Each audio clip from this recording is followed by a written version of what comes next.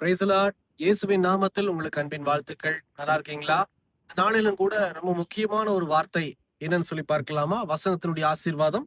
ஏசாயா 55ஆம் அதிகாரம் 11ஆம் வசனத்தை பைபிள்ல வாசிக்கிற கவனிச்சு பாருங்க.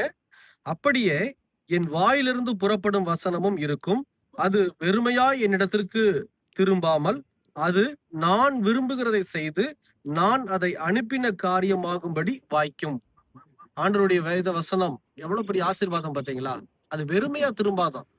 கர்த்தருடைய வாயிலிருந்து புறப்படக்கூடிய ஒவ்வொரு வார்த்தையும் வசனம் தான். அந்த வசனம் வெறுமையாய் திரும்பாம கர்த்தர் விரும்புகிறதை நம்முடைய வாழ்வில இதோ செய்து அந்த காரியங்களை வாய்க்க செய்து அதுக்கப்புறமா தான் ஆண்டவருடைய சமூகத்துல அது திரும்பும். ஆண்டவருடைய வாயிலிருந்து புறப்பட்ட வசனம் தான் முதல் காரியம். வானத்தை உருவாக்கியது, வானத்தில் உள்ளவைகளை உருவாக்கியது. பூமியும் பூமியினுடைய நிறைவும் நம்மையும் உருவாக்கினது கர்த்தருடைய வாயின் வார்த்தைகள் இருக்கும்போது, நேற்றைய தினத்துல நம்ம பார்த்தோம் என்ன அப்படின்னா, மனிதனுடைய ஒவ்வொரு நினைவுகளும் வசனத்தை வாசிக்காத நினைவுகள் தான் நமக்கு சொப்பனமாவும் தரிசனமாவும் வருது அப்படின்னு சொன்னேன் இல்லையா? அப்போ நம்முடைய யோசனை, நம்முடைய நினைவு, நம்முடைய விருப்பம் தான் வசனத்தை வாசிக்கல அப்படின்னா சொப்பனம் நினைவா வருது. அதுக்குரிய எவிடன்ஸ் என்ன தெரியுமா? இங்க வசனம் சொல்லுது, ஆண்டவர் சொல்றாரு, இதோ என் வாயிலிருந்து புறப்படக்கூடிய ஒவ்வொரு வார்த்தையும் நான் விரும்பினதை, அதாவது ஆண்டவர் சொல்றாரு, கர்த்தராகிய தேவன் வானங்களையும் பூமியும் உங்களை என்னையும் படைச்சவர் சொல்றாரு, நான் விரும்பினதை உங்க வாழ்க்கையில செஞ்சு முடிச்சுட்டு தான் வரும் அப்படின்னு சொல்லி. அப்ப நம்ம வாழ்வில எதை கொடுத்தா நல்லது, எப்ப கொடுத்தா நல்லது எல்லாமே ஆண்டவருக்கு தெரியும். ஏன்னா வசனத்துல ஆண்டவர் எழுதியிருக்கிறாரு, ஒரு நாள் 1000 வருஷமா பார்ப்பேன்னு சொல்லி. அப்போ கர்த்தர் நம்ம வாழ்வில ஒரு காரியத்தை கொடுக்கிறார் அப்படின்னா நம்முடைய விருப்பத்தின்படி அல்ல, நம்முடைய சித்தத்தின்படி அல்ல. இயேசு கிறிஸ்து நம் மீது வைத்திருக்கிற அன்பை இதோ அவருடைய சித்தத்தின்படியே காண்பிக்கிறார். இப்ப புரிஞ்சுதுங்களா?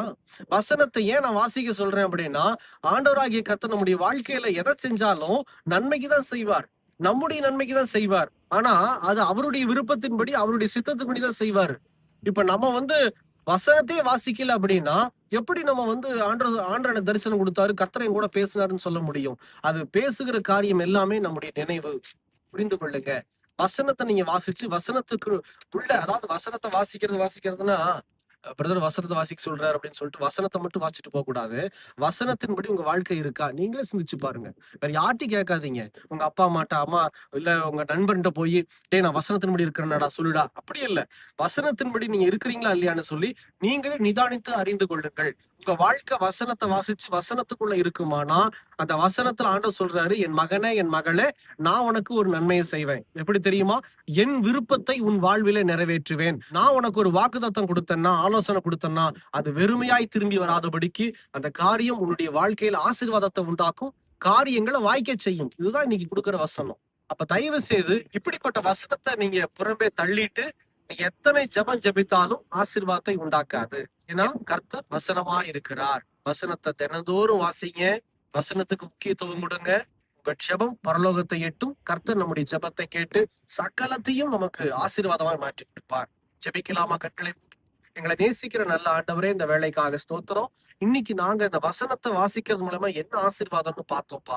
இந்த வசனத்துல நீர் கொடுக்கிற ஒவ்வொரு வார்த்தைகளும் எங்களுக்கு உண்டான நன்மைகளை உங்களுடைய விருப்பத்தின்படியே, உங்களுடைய சித்தத்தின்படியே செய்வீர் என்பதை நாங்க அறிந்து கொண்டிருக்கிறோம். அப்படி இருக்கும்போது ஒவ்வொரு நாளும் நாங்க வசனத்தை வாசிச்சு நாங்க ஜெபிக்கிறவர்களாய் மாற அர்ப்பணிக்கிறோம். சில அர்ப்பணிக்கிற பிள்ளைகளை நோக்கி பார்த்து கர்த்தர் ஆசீர்வதியும். கர்த்தர் இடைப்பட்டு பேசும். எங்களோடு கூட தகப்பனே நித்தமும் கூடவே இருக்கு. இயேசுவின் நாமத்தில் ஜெபிக்கிறோம் பிதாவே. ஆமேன், ஆமேன். கர்த்தர் உங்களை ஆசீர்வதிப்பாராக. எங்களுக்காகவும் ஜெபித்துக் கொள்ளுங்கள். God bless you.